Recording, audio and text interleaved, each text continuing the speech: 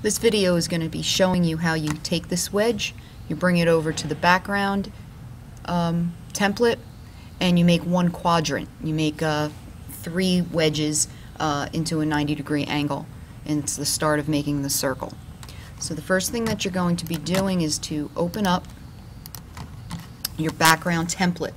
Now on here, it's located on my flash drive, but for you guys, you're going to find it in the S drive. You're going to go to Student Drive, then you go to Corso, then you go to Graphic Design, Mandala, and it's in there. It's called Background Template. And it just looks like a crosshair. And you're going to drag your wedge onto your template. Now it's good that your wedge is too big, because that indicates that this template, the wedge is a really, really good size.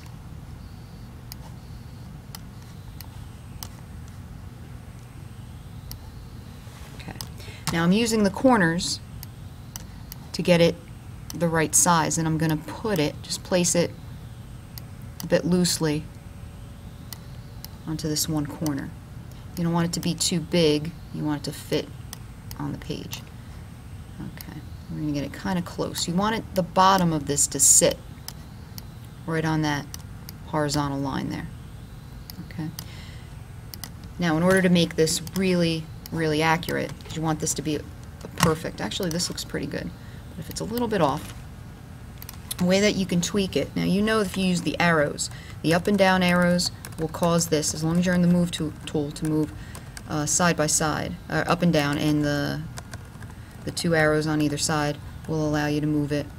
They call it nudging, side by side. But if I want to tweak this angle, it's a little difficult to do this manually, so there's actually a way that you can do this. If you click on one of the corners, so you have a solid bounding box, up here in this area right here, it's the you can set the rotation. So if you highlight this rotation and you start using the up and down arrows, that will allow you to start to rotate it.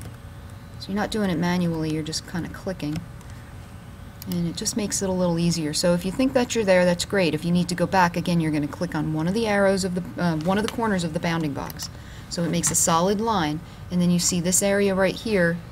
To set the rotation, you're going to highlight those numbers, and it'll just tweak it. It'll just nudge it 1/10 of a degree.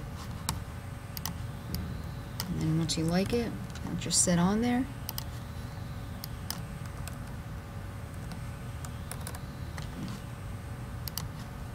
In good shape. Alright. Now I'm going to make a copy of this. I'm going to hold down the Alt key, and I'm going to drag it, and I'm going to make a copy. This one needs to sit right up against this one right here. So this line, this seam right here, needs to sit right on that seam. Now before we rotate this so it fits, we have to flip it. So we're going to go up to Image, Rotate, Flip Layer horizontally. So now what we need to do is we need to rotate this -120 degrees. So from here to here, that's 120 degrees. So again, I'm going to click on the bounding box on the corner, so the bounding box becomes solid. Come over here. Now we're rotating this counterclockwise, so it's going to be a negative figure. So we're going to go -120. And you can see it sets it already. It just rotated at 120, and we just drop it in. Then you can use the nudge tool, the arrows, so they fit. Perfect. Now we're going to make another copy of the original one. This one doesn't have to rotate. It's facing just like this. But what we have to, or it doesn't have to be flipped, but it has to rotate. So it's going to rotate from this